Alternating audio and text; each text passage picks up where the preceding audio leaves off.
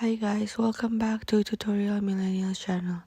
In today's video, I'm going to show you how to customize your your iPhone search bar. So first, so that's technically turning on the focus mode.